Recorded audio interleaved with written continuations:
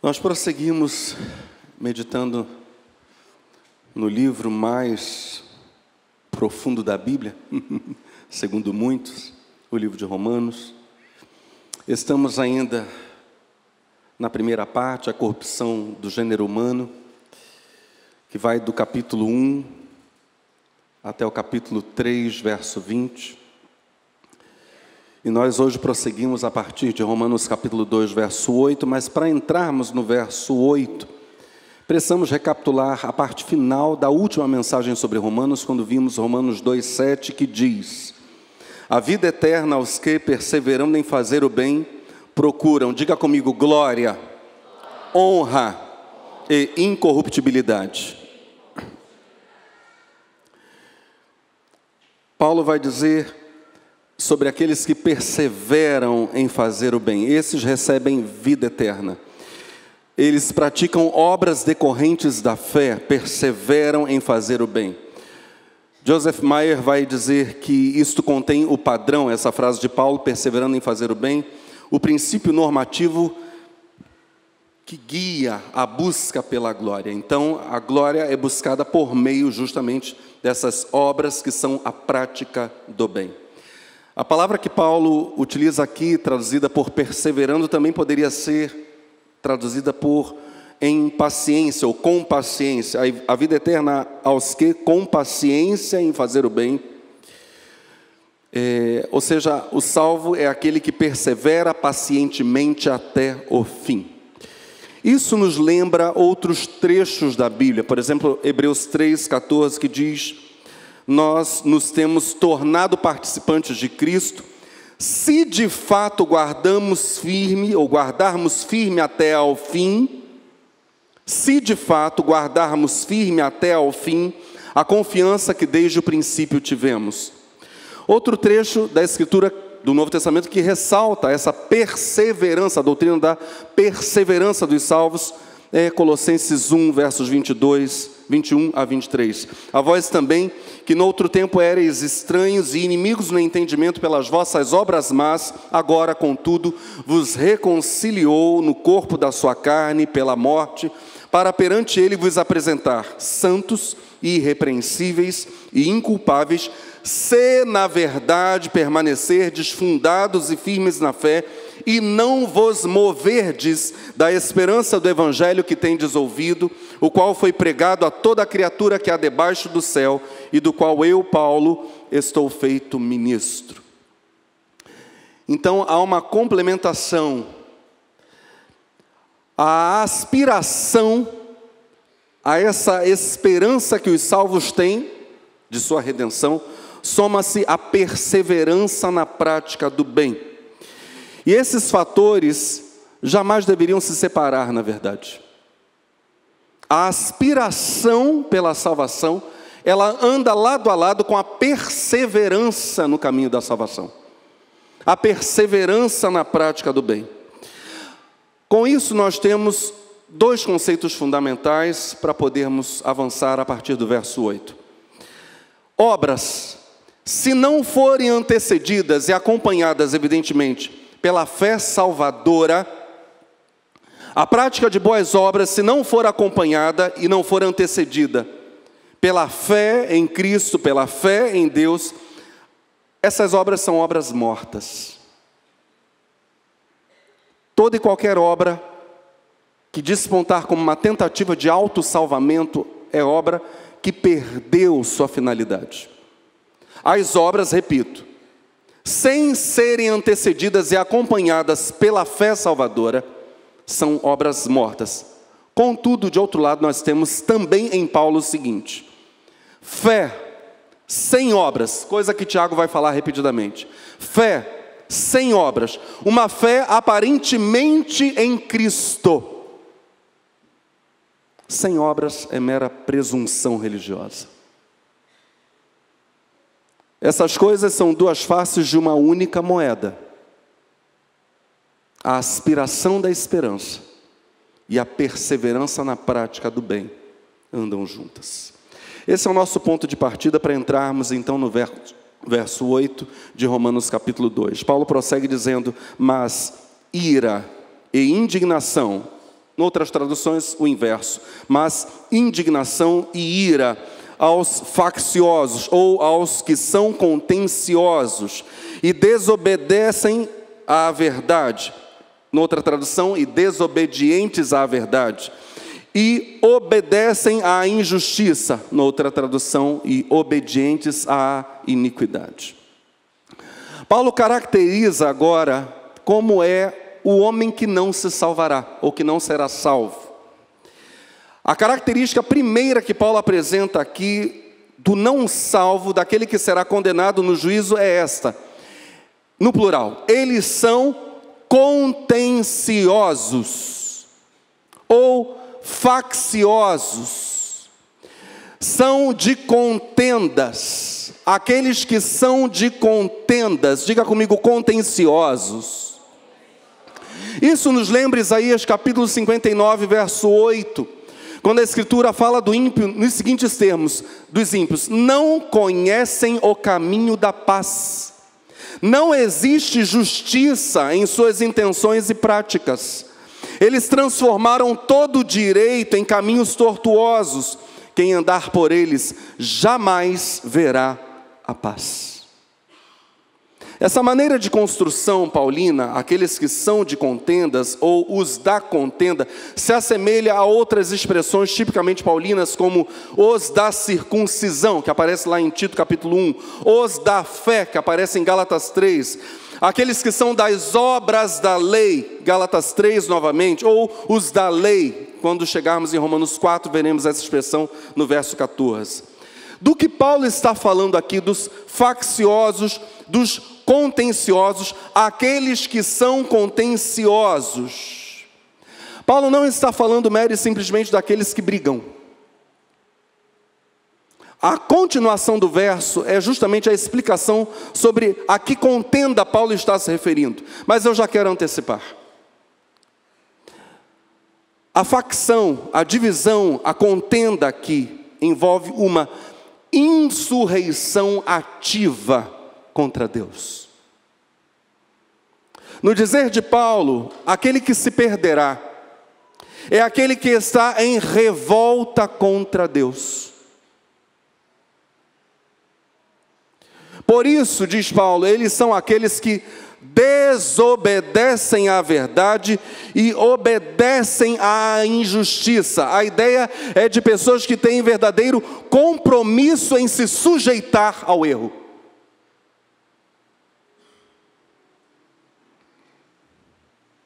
São caracterizações que indicam em que propriamente consiste esse sentimento faccioso, uma revolta contra Deus.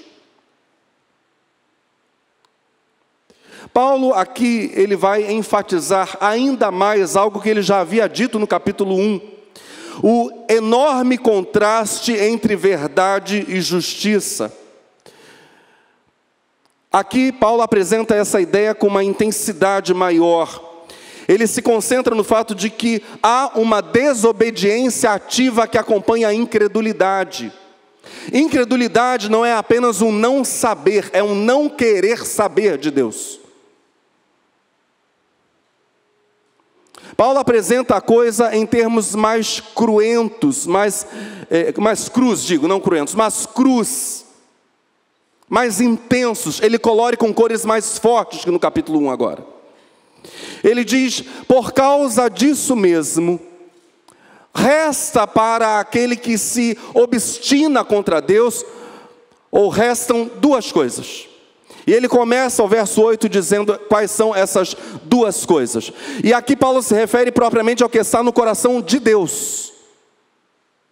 Diga comigo: ira e indignação. Paulo diz: mas indignação e ira aos que são contenciosos e desobedientes à verdade e obedientes à iniquidade. Paulo vai voltar àquela mesma ira mencionada no versículo 5, aquela mesma ira acumulada que vai se derramar no dia da ira.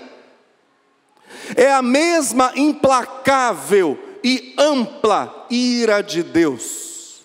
Observa que nós ainda estamos no trecho de Romanos que fala justamente sobre a queda do ser humano e a sua obstinação no erro. Vai chegar o tempo mais ameno, mas nós ainda não entramos nesses trechos mais amenos. Precisamos ainda estar no vale, porque a Escritura nos leva a esse lugar. Essa ira e indignação estão em absoluto contraste com o que Paulo havia dito no capítulo 2 mesmo, verso 4. Ou desprezas a riqueza da sua bondade e tolerância e longanimidade, ignorando que a bondade de Deus é que te conduz ao arrependimento. Agora, se de um lado temos, no capítulo 2, verso 4, uma misericórdia, uma longanimidade, uma paciência de Deus, uma tolerância de Deus. Agora, Paulo avança no verso 8 para dizer: para aqueles que rejeitam essa misericórdia, visto que o ser humano é iminentemente pecador, para aqueles que rejeitam essa misericórdia, Deus está intensamente insatisfeito. Com estes, Deus está intensamente insatisfeito. Não é apenas a ira de alguém que quer punir momentaneamente, é a profunda insatisfação de Deus. E aqui, meus irmãos, Paulo está falando sobre o que se derramará sobre o ímpio no fim dos tempos: indignação e ira, em contraste com a vida eterna.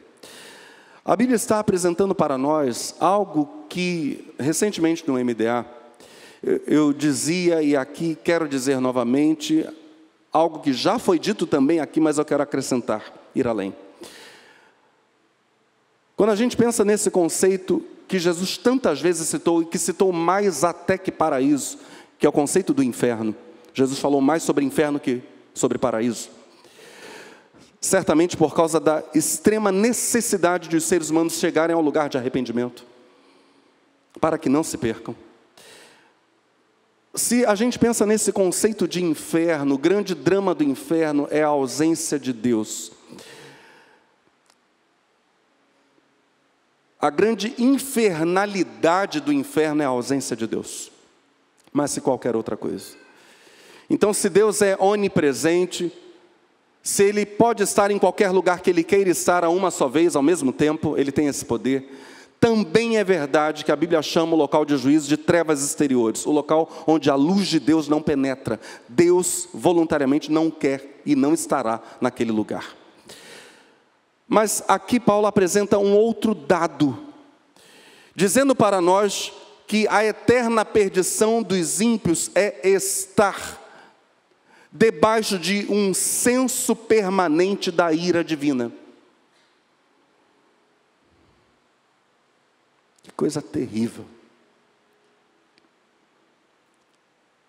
E por causa disso mesmo, por causa dessa ira e indignação da parte de Deus para com aquele que se endurece, que é contencioso, que está em guerra com Deus, que desobedece à verdade, que é obediente à iniquidade, Paulo arremata no verso 9 dizendo qual é o efeito disso, dessa ira e dessa indignação na vida do ímpio. Paulo diz: tribulação e angústia sobre toda a alma do homem que faz o mal, primeiramente do judeu e também do grego. Qual o efeito da ira e da indignação? Paulo diz no verso seguinte: tribulação e angústia.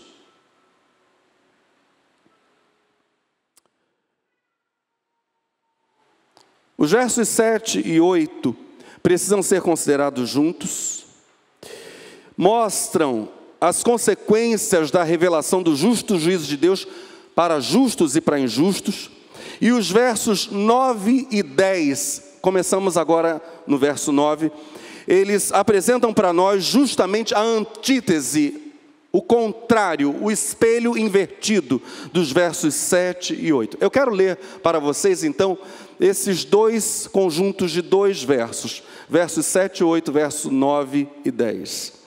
A saber, A vida eterna aos que, com perseverança em fazer bem, procuram glória e honra e incorrupção ou imortalidade, como vimos lá atrás, né? Aftarsia no grego, imortalidade. Então, volto à leitura, a saber, a vida eterna aos que, com perseverança em fazer o bem, buscam ou procuram glória e honra e incorrupção, mas indignação e ira aos que são contenciosos e desobedientes à verdade e obedientes à iniquidade. Então, Paulo no verso 7 fala sobre vida eterna, sobre aqueles que buscam bem, sobre aqueles que estão à caça de glória, honra e imortalidade.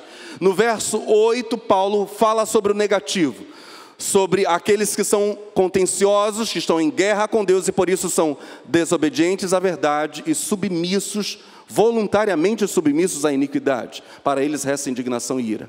Agora vamos ao espelho invertido. Paulo começa então no verso 9 falando do negativo. Tribulação e angústia sobre toda a alma do homem que faz o mal, primeiramente do judeu e também do grego. Verso 10, vamos falar do positivo. Glória, porém, e honra e paz a qualquer que faz o bem, primeiramente ao judeu e também ao grego.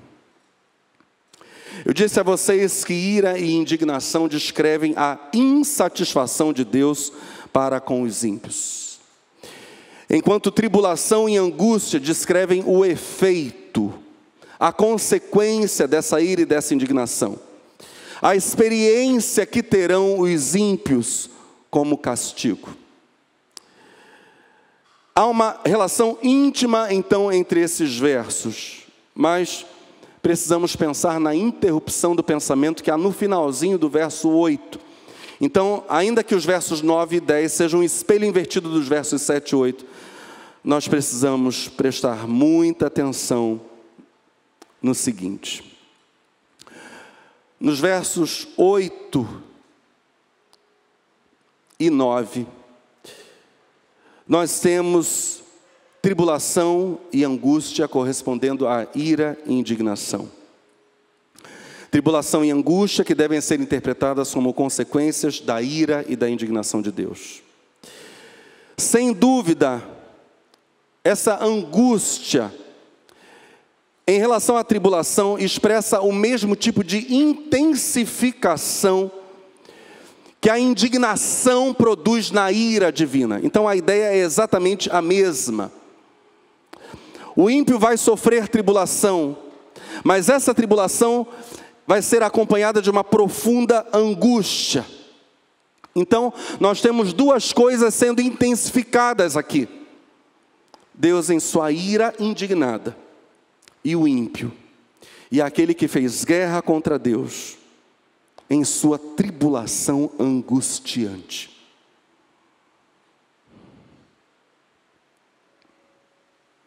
Só que Paulo ressalta nesse mesmo verso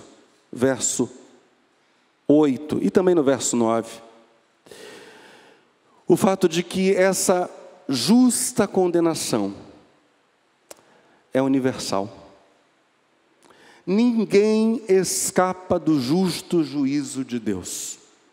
Paulo ressalta a universalidade dessa ideia. Então nós tivemos aqui os dois duetos que se reforçam mutuamente. Mas Paulo vai dizer o seguinte: essa coisa é universal. É sobre a alma de qualquer homem que faz o mal.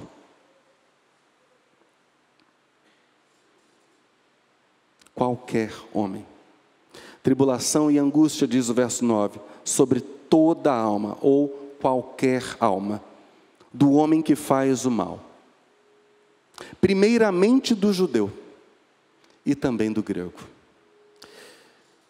Quando a gente olha para essa expressão alma, o termo alma, a gente precisa lembrar que a alma não se restringe ao conceito de parte material do homem na Escritura, né? Então nós temos aqui a alma sendo entendida como o homem integral.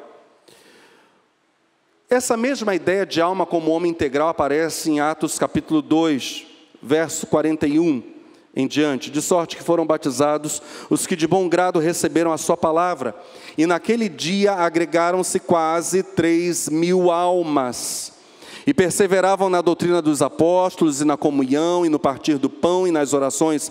Em cada alma havia temor, e muitas maravilhas e sinais se faziam pelos apóstolos.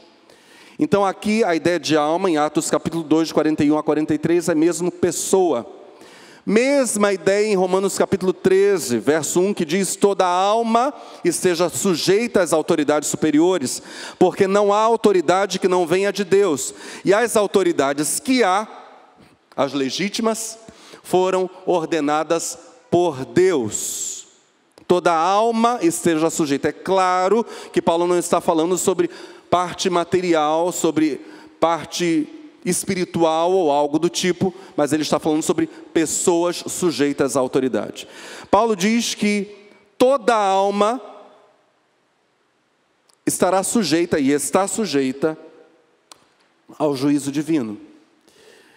E ele faz uma ressalva: esse juízo recai primeiro sobre o judeu e depois sobre o grego. Os judeus têm, então, na fala de Paulo, prioridade. Prioridade tanto na condenação e perdição, quanto na salvação. Isso nos faz lembrar 1 de Pedro 4,17. Porque já é tempo, um texto que vai falar sobre prioridade.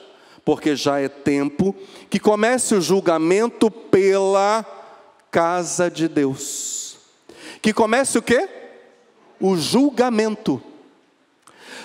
Volto à fala de Pedro, 1 de Pedro 4, verso 17. Porque já é tempo que comece o julgamento pela casa de Deus.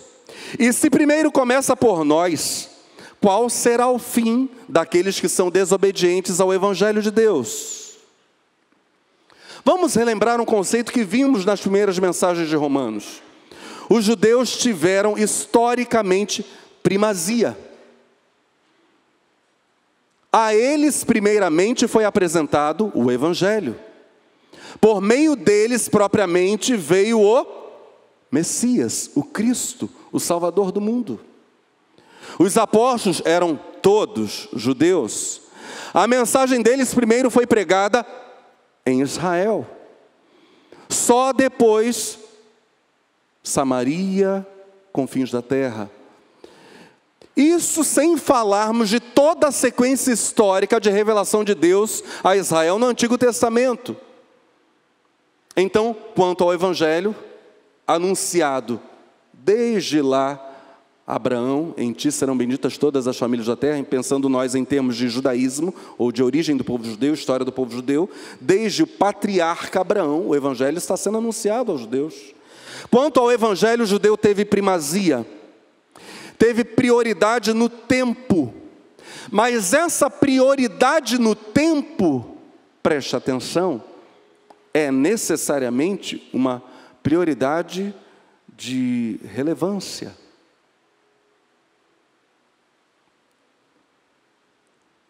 Os primeiros a receberem a verdade são os judeus, que são também os primeiros, no dizer de Paulo, a serem julgados. Aqueles que tiveram a maior honra, terão a maior responsabilidade em responder por ela. O problema é que muitos que foram primeiros no tempo, portanto primeiros em honra, Deus efetivamente deu uma maior honra histórica aos judeus.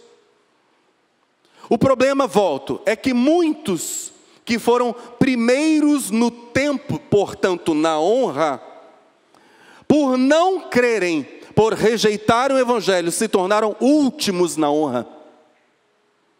E muitos últimos no tempo, portanto últimos na honra, por receberem de coração sincero e apaixonado a verdade do Evangelho, serão os primeiros em honra.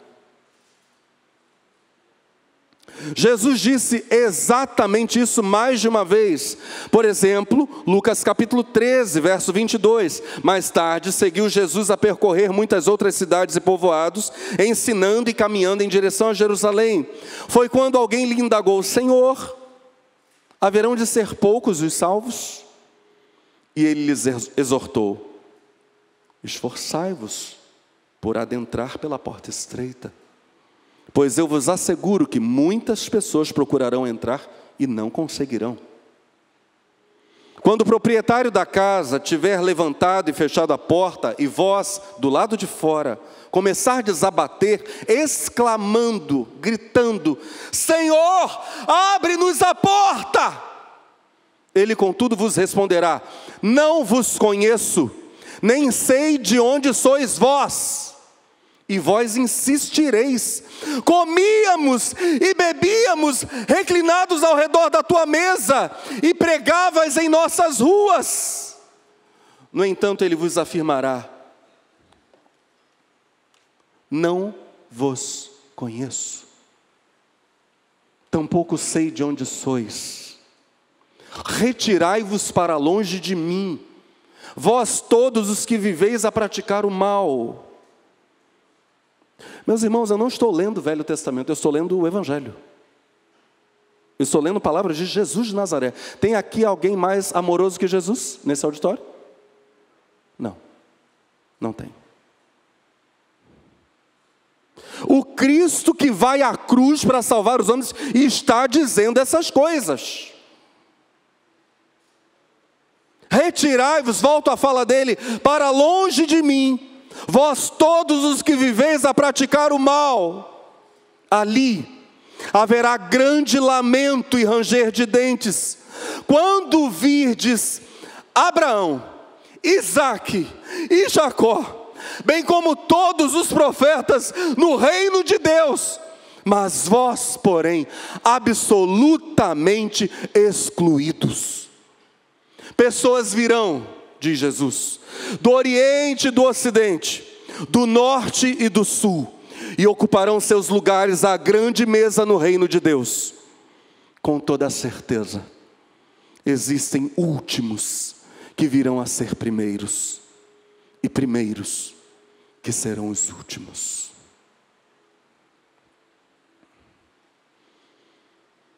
Essa prioridade conferida aos judeus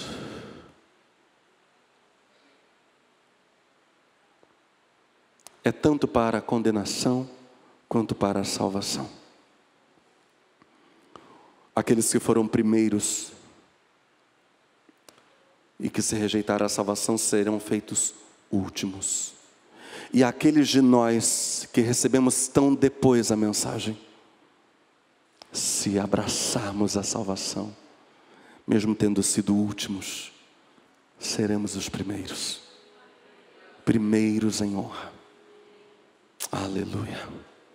Oh, Jesus. Eu quero estar entre os primeiros. Não quero estar entre os últimos. Não queremos, amém? Aleluia, aleluia.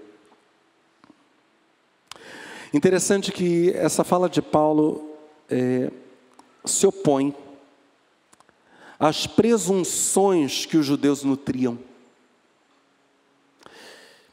Eles imaginavam que as retribuições punitivas seriam apenas para os não-judeus, aos gentios apenas, não à descendência de Abraão. Mas Paulo diz: não, não é assim. Ira e indignação, primeiramente ao judeu, depois ao grego. Salvação, vida eterna, primeiramente ao judeu, depois ao grego. Verso 10 diz: glória, porém, e honra e paz a qualquer que faz o bem, primeiramente ao judeu e também ao grego. Paulo mantém então essa estrutura invertida, como nós já vimos, e ele repete dois termos que ele já havia utilizado no verso 7. Lá no verso 7 ele tinha dito: a vida eterna aos que, perseverando em fazer o bem, procuram glória, honra e incorruptibilidade. Agora Paulo diz: glória, porém, e honra e paz a qualquer que faz o bem, primeiramente ao judeu e também ao grego. Então ele substitui o termo incorruptibilidade pelo termo paz. Do que Paulo está falando? Bem, todo o contexto aponta para, primeiríssimo lugar, paz com Deus. Porque aqueles que herdam a vida eterna não são aqueles que estão em guerra, não são os facciosos, não são os contenciosos, não são os que estão lutando com Deus. Então, em primeiríssimo lugar, Paulo ressalta a ideia de que aqueles que herdam a salvação estão em perfeita paz com Deus. Aliás, todos aqueles neste auditório que de fato nos submetemos ao senhorio de Jesus Cristo, recebemos de coração amplo a oferta salvadora do Senhor, que por nós morreu na cruz. Paulo diz: nós temos paz com Deus por intermédio de nosso Senhor Jesus Cristo. Nós estávamos em guerra, não estamos mais.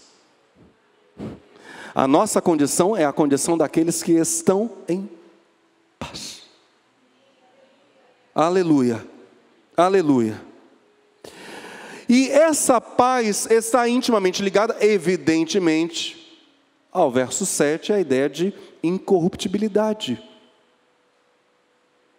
Ou seja, Paulo está falando de pessoas que receberão glória, o brilho, a suntuosidade da presença de Deus, honra, a maneira como Deus as verá, como seres extremamente dignos de honra, honoráveis. Esse será o tratamento no dia final. Mas Paulo também está dizendo que a condição desses salvos é de absoluta paz com Deus, paz uns com os outros, paz consigo mesmo, paz nos seus corpos glorificados, que já não conhecem mais dor, doença, envelhecimento e morte, paz em suas almas glorificadas, em seus espíritos glorificados, que já não conhecem mais a tendência para o mal e o pecado e a queda. Não há mais nenhum tipo de perturbação. A paz perfeita, completa, sem fim. O pleno aprazimento de Deus por toda a eternidade. Paz. Paz perfeita ao judeu primeiro e também ao grego. Aleluia. Os judeus serão prioridade na outorga da glória. Só que essa prioridade na bem-aventurança não é prioridade no conteúdo, mas na ordem da recepção.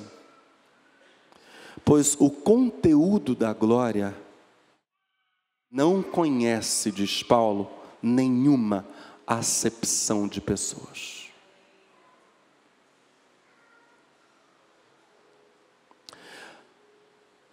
Verso 11: porque para com Deus não há acepção de pessoas. Esse versículo serve de ponte, tanto para as coisas, tanto das coisas que vimos, quanto com as coisas que vamos ver. Esse versículo reafirma a justiça do juízo divino. Deus não conhece qualquer parcialidade. Atos capítulo 10, verso 34, já antecipa para nós essa ideia de mesma honra para aqueles que abraçam a mesma fé, com o mesmo coração sincero. Atos 10, verso 34, Pedro começa a dizer: agora sim, percebo verdadeiramente que Deus não trata as pessoas com qualquer tipo de parcialidade. Antes, porém, de todas as nacionalidades, recebe todo aquele que o teme e pratica a justiça. Recebe como filho do mesmo modo, filho no filho, sem qualquer distinção. Nestas coisas não há parcialidade. Percebo, vamos dizer isso juntos: percebo verdadeiramente que Deus não trata as pessoas com qualquer tipo de parcialidade. Antes, porém, de todas as nacionalidades, recebe todo aquele que o teme e pratica a justiça. Aleluia, aleluia. Efésios 6, verso 9. E vós, senhores, de igual modo procedei para com vossos servos, abandonai as ameaças, pois tendes conhecimento que o mesmo Senhor deles é vosso Senhor também, que está no céu e não faz diferença entre pessoas. Colossenses capítulo 3, verso 25. Pois quem agir de forma injusta receberá o devido pagamento da injustiça cometida. E nisto não há exceção para pessoa alguma. O critério de julgamento são as obras dos homens. Os judeus, nos versos 9 e 10, recebem como primeiros na fila. Já que foram os primeiros na história, serão também os primeiros no final dela. Deus é imparcial.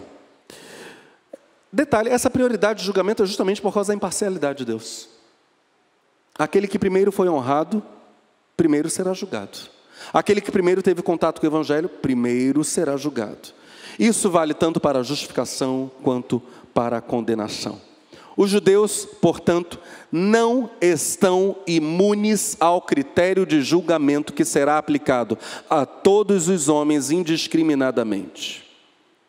O fator determinante, seja para a glória, seja para a condenação, não é a posição historicamente privilegiada dos judeus, mas, e é isso que Paulo ressalta, simplesmente é a prática do bem ou do mal. Deus é justo. Deus vai levar em conta a diversidade de situações. Por isso mesmo Ele dará prioridade aos judeus devido aos seus privilégios. E, francamente, se eu fosse judeu, isso está sendo gravado, eu deveria pensar que os privilégios de algum modo podem contribuir para acentuar a condenação. O justo juízo de Deus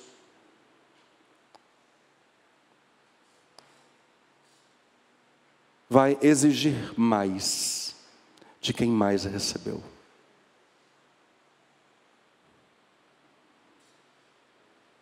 Mas, que fique claro, paz e glória serão dadas primeiro ao judeu e depois ao gentio, em razão da prioridade dos judeus. E aí Paulo prossegue para conceitos belíssimos a partir do verso 12. Leio agora de 12 a 16, e o verso 16, nele nós não meditaremos hoje, possivelmente o faremos a partir da próxima quarta-feira.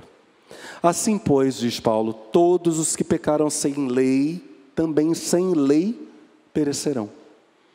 E todos os que com lei pecaram, mediante lei serão julgados. Porque os simples ouvidores da lei não são justos diante de Deus, mas os que praticam a lei hão de ser justificados. Quando, pois, os gentios que não têm lei procedem por natureza de conformidade com a lei, não tendo lei, servem eles de lei para si mesmos.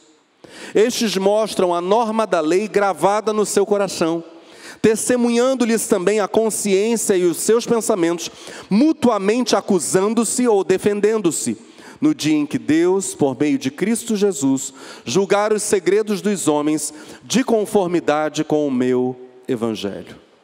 Releio o verso 12 para meditarmos nele agora. Assim, pois, todos os que pecaram sem lei, também sem lei perecerão. E todos os que com lei pecaram, mediante lei serão julgados. Nós dissemos a vocês que o verso 11 era uma ponte entre as coisas que vimos e as coisas que começaríamos a ver. E o verso 11 diz: porque para com Deus não há acepção de pessoas. Agora Paulo parece que está ilustrando isso.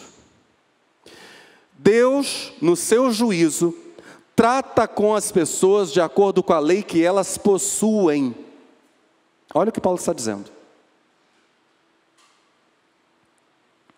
Então, apesar de ser verdade que Deus não faz acepção de pessoas, que Deus não é parcial no seu juízo, também é verdade, por causa disso mesmo, que Deus respeita as diferentes situações em que os homens estão colocados quanto ao conhecimento que têm da sua lei.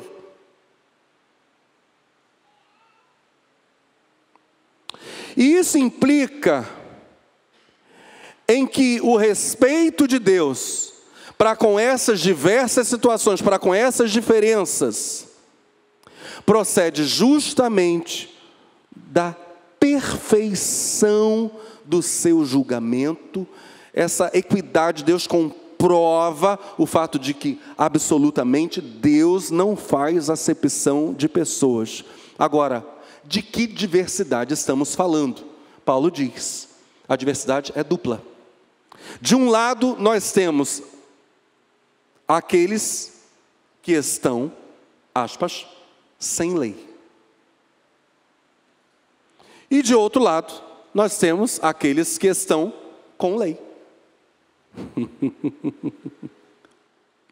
Essa será a discriminação. Os sem lei e os com lei.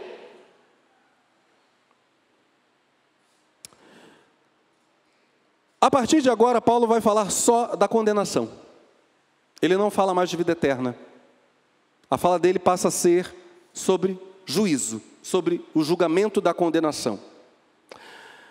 Agora Paulo vai dizer que as pessoas se enquadram em uma dessas duas categorias: sem lei, com lei. Observa que Paulo não vai dizer que uma pessoa que está sem lei, olha isso, Paulo não vai dizer que uma pessoa que está, aspas, sem lei, por estar sem lei, alcança a vida eterna. Paulo não diz isso. Ele diz aos que sem lei, os que sem lei morreram, sem lei serão julgados. No dizer de Paulo, ninguém vai alegar ignorância para se salvar. Interessante que isso é um princípio até jurídico, né? Temos advogados aqui. Ninguém pode alegar ignorância para descumprimento da lei. Mas Paulo vai nos explicar do que ele está falando. Há ignorância? Na verdade, a gente precisa fazer essa pergunta. A primeira pergunta, então, é: Paulo, do que você está falando ao utilizar essa expressão sem lei? Vamos pôr isso em um advérbio de modo: anomicamente. Alguém que está sem lei, numa situação de anomia, ausência de norma, ausência de regra, ausência de lei. Alguém que vive anomicamente. Essa expressão aparece apenas aqui, em todo o Novo Testamento. Dessa forma como Paulo utilizou, só aqui. Você tem no Novo Testamento as formas nominal e adjetivo. Então você tem substantivo e adjetivo quanto a sem lei, mas você não tem advérbio, a não ser aqui.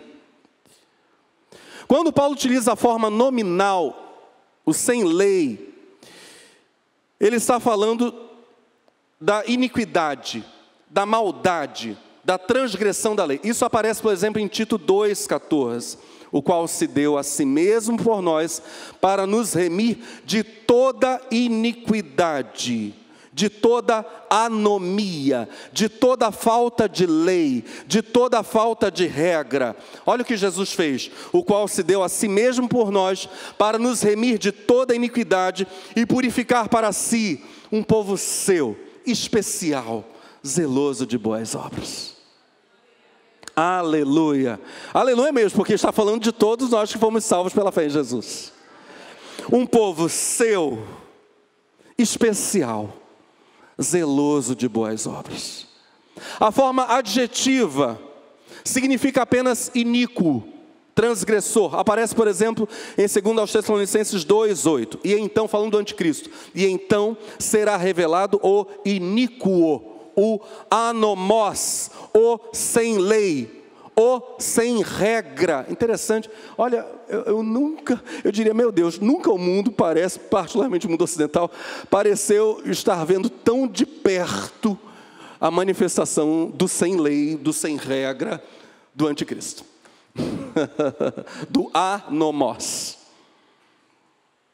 Está entendendo? É assim que a Bíblia chama.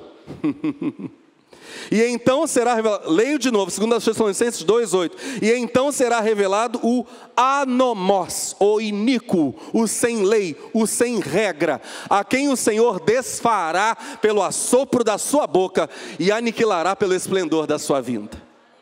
Aleluia. A única exceção é a ideia de sem lei como sendo ou iniquidade, maldade, transgressão, ou iníquo, transgressor. A única exceção que aparece nesta forma adjetiva, na forma adjetiva, surge em 1 Coríntios 9:21. A única vez em que Paulo utiliza a expressão sem lei de forma positiva. Ao sem lei, 1 Coríntios 9:21, ao sem lei, como se eu mesmo o fosse, não estando sem lei para com Deus, mas debaixo da lei de Cristo, para ganhar os que vivem fora do regime da lei. Por que eu disse de forma positiva? Porque, evidentemente, Paulo não está dizendo aqui em 1 Coríntios 9:21 que ele se tornou sem lei, no sentido de ter se tornado um iníquo, um ímpio, um transgressor, para que pudesse salvar os ímpios. É óbvio que Paulo se tornou uma pessoa como que não possuidora, e aqui nós chegamos no sentido do texto que estamos examinando, de Romanos 2:12, uma pessoa que não possui conhecimento da lei de Moisés. É disso que Paulo está falando. A expressão sem lei é justamente isso que aparece aqui em Romanos 2:12. Há um juízo condenatório para aqueles que possuem e para aqueles que não possuem a lei. Então Paulo está falando daqueles que são destituídos de lei, mas não totalmente. Porque nos versos 14 e 15, olha que interessante, porque nos versos 14 e 15, Paulo vai dizer: quando, pois, os gentios que não têm lei procedem por natureza de conformidade com a lei, não tendo lei, servem eles de lei para si mesmos. Então Paulo não está falando de uma anomia absoluta. Ele vai dizer mais à frente que os que não têm a lei de Moisés servem de lei para si mesmos e demonstram com isso a norma da lei que foi gravada nos seus corações. A lei que eles não possuíam era, eu gostaria que você repetisse isso comigo, a gente precisa fixar esse conceito, diga comigo, a lei especialmente revelada a Israel.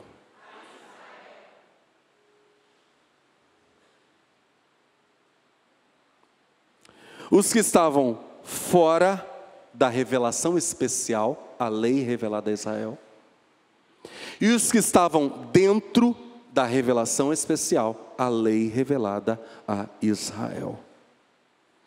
Quanto àqueles que estavam fora da lei, Paulo vai dizer, de todos os que pecaram sem lei, e mais, sem lei, nesse mesmo verso 12, perecerão. Paulo vai dizer que não é uma lei especialmente revelada que faz o homem pecar, porque os gentios pecaram sem lei, e sem lei perecerão. Ou seja, o pecado não depende da lei para existir, ele existe sem ela. Em segundo lugar, visto que os gentios sem lei são pecadores, vão perecer. sem lei, perecerão. É claro que esse perecimento aqui não pode ser alguma coisa diferente do que Paulo acabou de falar, sobre o juízo condenatório dos versículos anteriores, a ira, a indignação de Deus, gerando tribulação e angústia, em contraste com glória, honra, incorruptibilidade, paz, que serão conferidos àqueles que receberão, herdarão a vida eterna. É claro que Paulo está falando de um perecimento que consiste em perdição. E em terceiro lugar, ao sofrerem essa condenação, essas pessoas não serão julgadas pela lei que não possuíam, pela lei especialmente revelada a Israel. Elas perecerão sem essa lei. Sem lei perecerão. Aqueles que têm lei, os que são os com lei, possuem a palavra especialmente revelada por Deus. Mas o juízo final vai cair sobre estes, ou sobre os sem lei, na medida em que cada um atuou com relação à lei de Deus, revelada ou escrita ou no coração. Detalhe é que Paulo não diz que a própria lei vai condenar a pessoa. Paulo não diz que é a lei o motivo do perecimento. Ele diz que a pessoa vai perecer com lei ou sem lei. Na verdade, se Paulo dissesse que a pessoa perece por intermédio da lei, ele estaria falando um conceito, apresentando um conceito muito estranho para nós. Porque a lei é o instrumento de julgamento, a lei é o critério de julgamento, mas o instrumento de destruição na vida do homem é o pecado, não é a lei. E aí Paulo vai dizer o que diz no verso 13: porque os simples ouvidores da lei não são justos diante de Deus, mas os que praticam a lei hão de ser justificados. Não é a lei que vai efetivamente condenar o homem, em última análise não é. É o próprio coração humano, é o próprio pecado humano, é a própria rebelião humana contra a lei de Deus. A lei apenas diz: se você se rebelar contra o Senhor, você será condenado. A rebelião é sua, ser humano, ou a obediência. Paulo diz que os que praticam a lei hão de ser justificados. Bem, aqui de novo Paulo está pondo por terra todo o orgulho dos judeus. Eles se entendiam como proprietários da lei, e como proprietários da lei possuíam um favor da parte de Deus. A lei é o padrão de julgamento, mas a lei requer conformidade com Deus. Paulo evita dizer que a posse da revelação especial, juntamente com os privilégios históricos, dava para os judeus imunidade. Paulo, em momento algum, diz isso. Ao contrário, Paulo diz: os ouvidores da lei. Sabe por que ele fala ouvidores? Porque na antiguidade muitos judeus nem sabiam ler. Eles ouviam mesmo dos escribas, dos mestres, a leitura da lei. Muitos entre o povo não sabiam ler. Então os judeus se apropriaram, se tornaram donos da lei pela escuta. Através da leitura da lei, feita para o povo, grande parte do povo de Israel se familiarizou com ela. Nesse sentido, eles possuíam a lei. Mas Paulo diz: em relação à lei, o critério consiste em praticar e não em ouvir. A lei aponta para a vontade de Deus, que também está gravada no coração.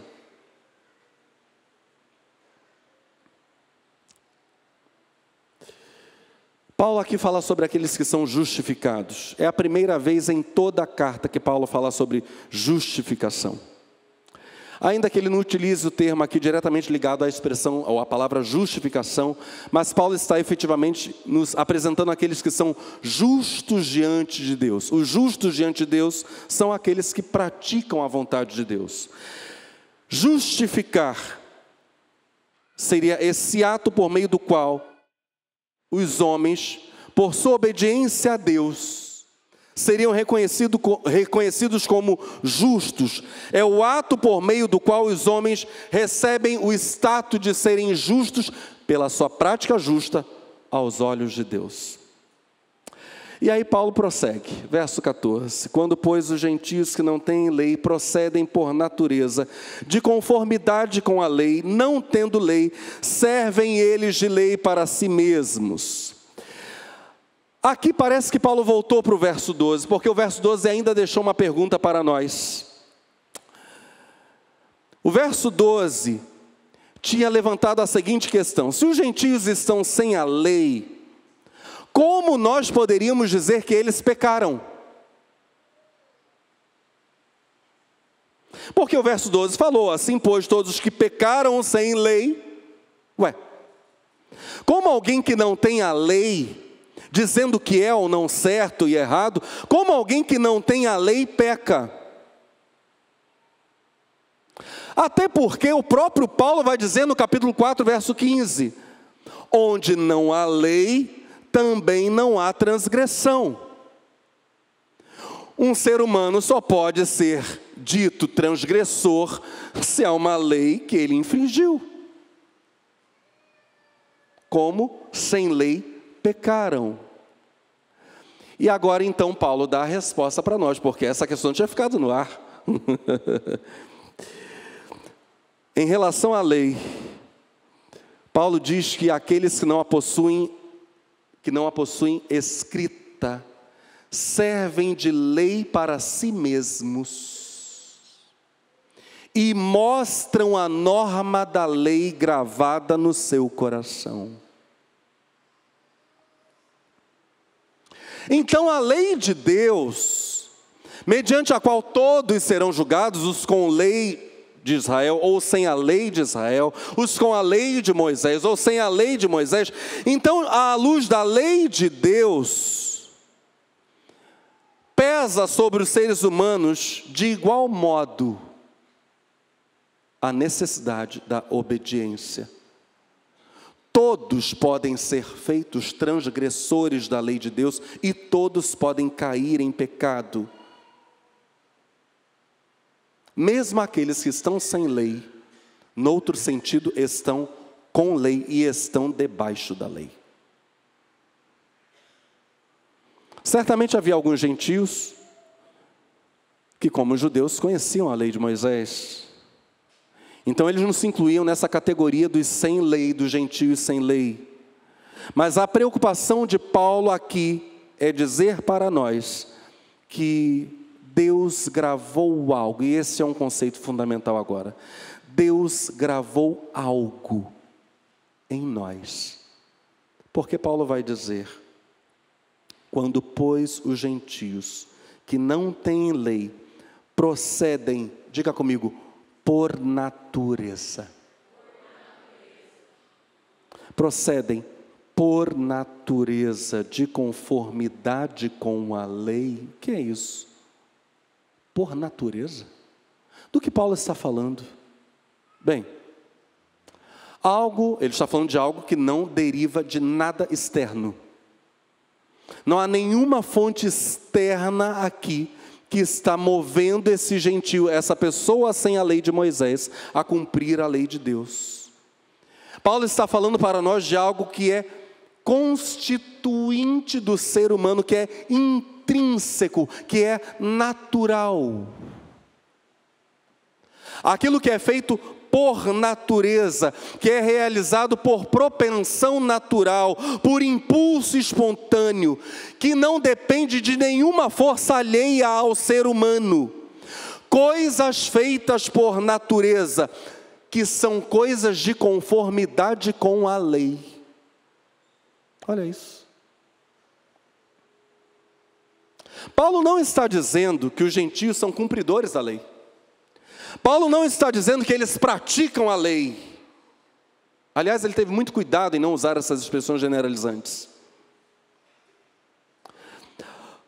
Paulo diz que quando eles praticam coisas por natureza, de conformidade com a lei, são certas coisas, preste atenção, que a lei escrita prescreve e que são praticadas pelos não-judeus, que não conhecem a lei de Israel.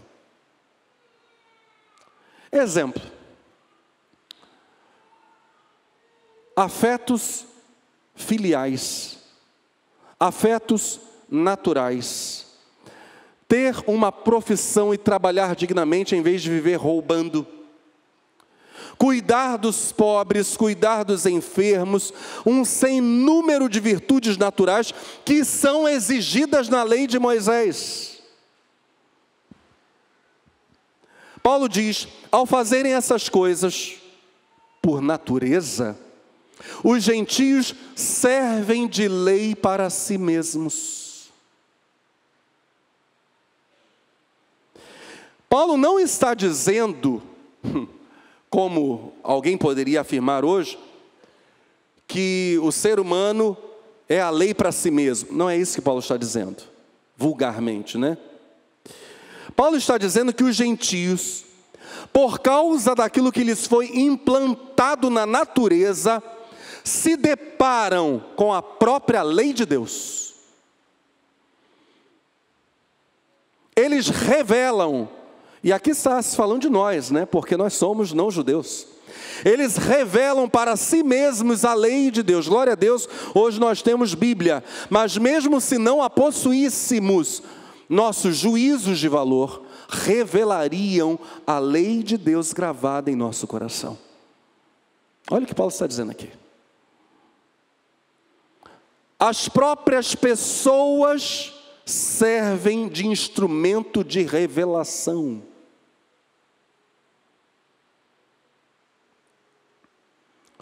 Joseph Mayer vai dizer, a natureza moral deles, com a voz da consciência ordenando e proibindo, supre para o seu próprio ego a lacuna da lei.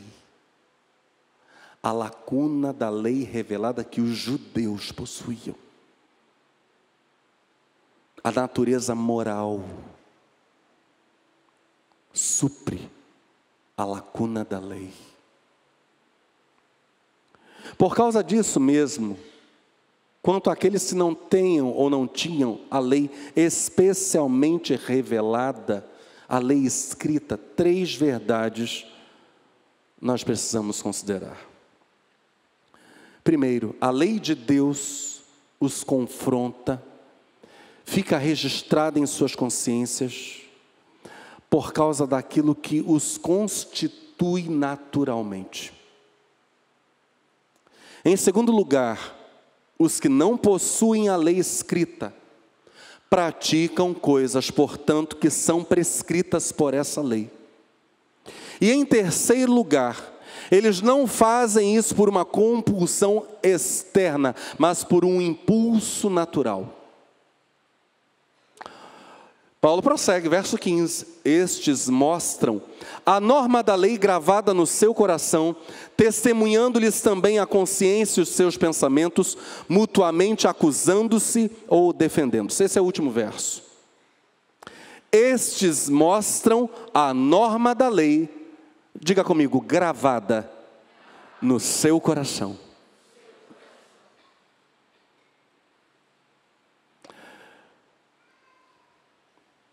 Esse é o fato de que os gentios praticam as obras da lei, é isso que Paulo está dizendo, e são uma lei para si mesmos, demonstrando que a norma da lei está gravada em seus corações.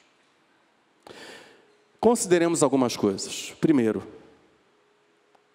a lei mencionada por Paulo não pode ser outra lei, senão a lei de Deus, que os gentios não possuíam na forma escrita, que os judeus possuíam em forma escrita, debaixo dela estavam a lei mediante a qual os homens serão condenados no dia do juízo.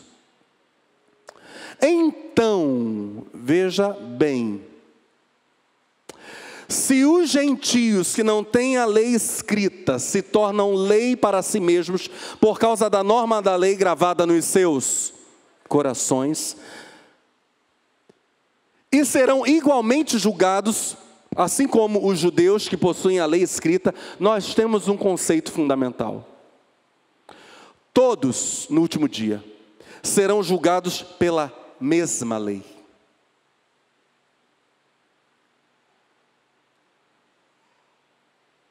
Não é uma lei diferente que confronta os gentios. Não. É a mesma lei que se aplica a eles mediante um método diferente de revelação. A norma da lei de Deus gravada no coração, a norma da lei de Deus gravada em pedras. É a mesma norma. Em segundo lugar, Paulo não disse, olha isso, Paulo não disse que toda a lei está gravada no coração dos gentios. Eu disse a vocês faz pouquíssimo tempo que Paulo evitou generalizações.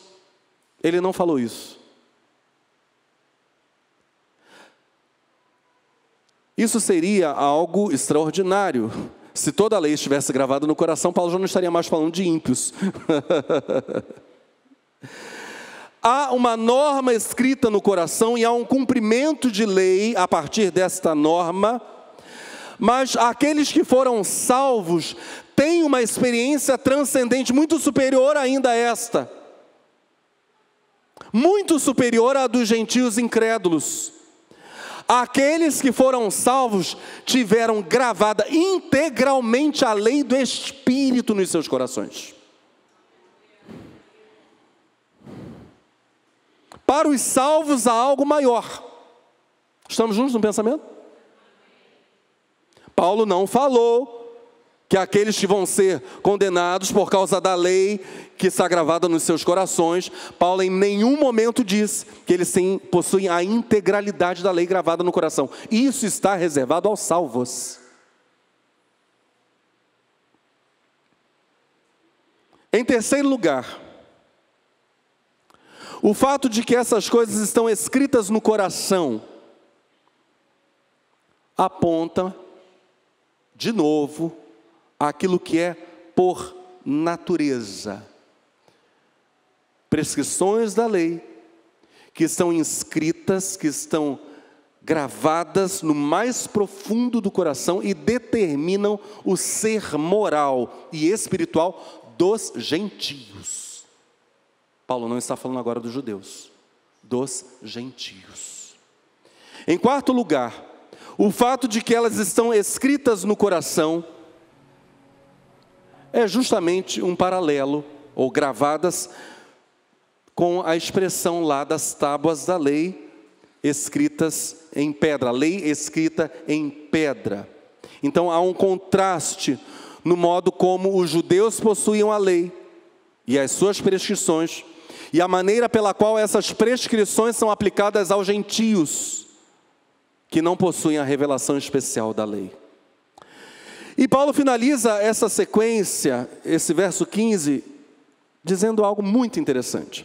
Estes mostram, é a conclusão, a norma da lei gravada no seu coração, testemunhando-lhes, agora diga comigo, também, testemunhando-lhes também a consciência e os seus pensamentos, mutuamente acusando-se ou defendendo-se. No dizer de Paulo, a consciência não pode ser identificada com a norma da lei gravada no coração. É outra coisa. Primeiro, porque a consciência é apresentada como algo que dá testemunho em conjunto com a norma da lei.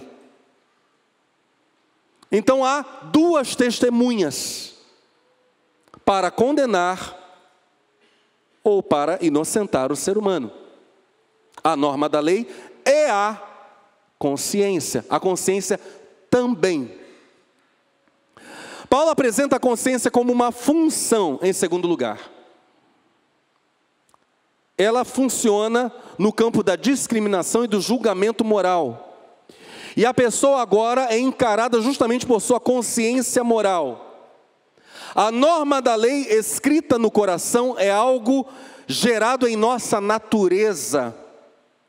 É algo anterior às atividades da consciência. Na verdade, para Paulo, a norma da lei gravada no coração é justamente o que causa as atividades da consciência.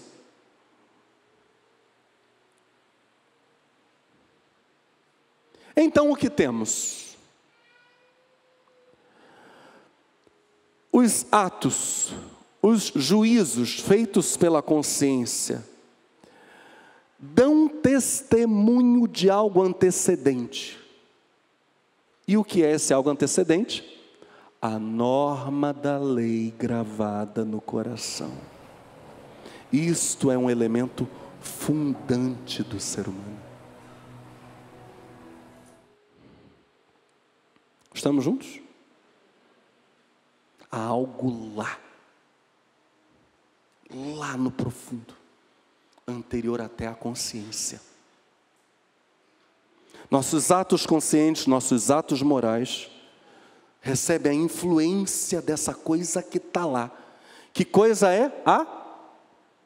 O que é? A norma da lei gravada no coração.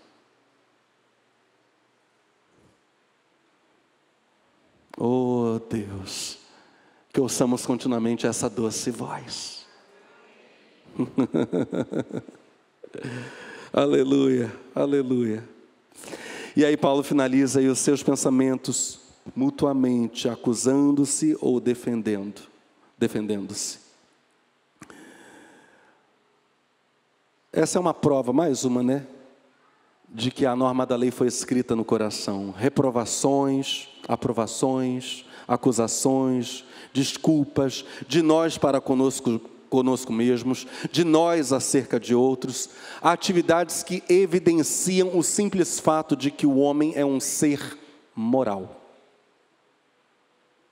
Isso está no fundamento da sua existência. A consciência moral.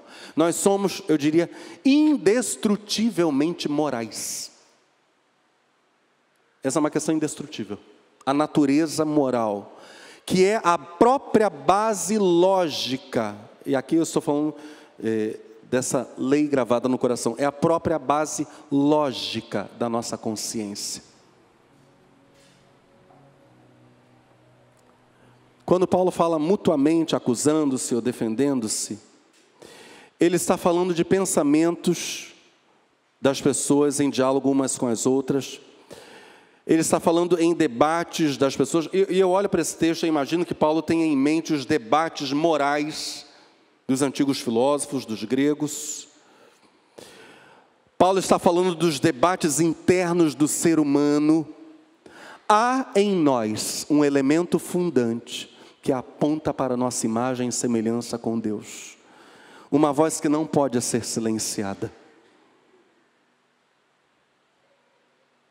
Autoacusações, autojustificativas, são atividades que evidenciam a obra inapagável de Deus no mais profundo do coração humano.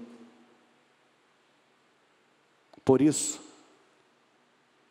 aqueles que vivem sem lei serão julgados sem lei, aspas nesse sem lei, e sem lei perecerão. Deus fala conosco. Deus fala conosco por meio da lei moral. Deus fala conosco na nossa consciência. Deus fala conosco por meio do seu Espírito Santo. Deus fala conosco por meio da Escritura. Deus fala. Deus nos ama. Fala e fala insistentemente para que nós nos apartemos do mal. A suma dessas coisas nesta noite é: ouçamos sua voz e a sigamos. Sigamos sua palavra, porque Deus já está falando conosco. Desde o momento em que nós acordamos hoje, Deus estava falando. Ó Deus, ajuda-nos. Não queremos parar de ouvir tua doce voz. E queremos seguir essa voz em todo tempo e em todo lugar. Por favor, fique de pé no seu lugar.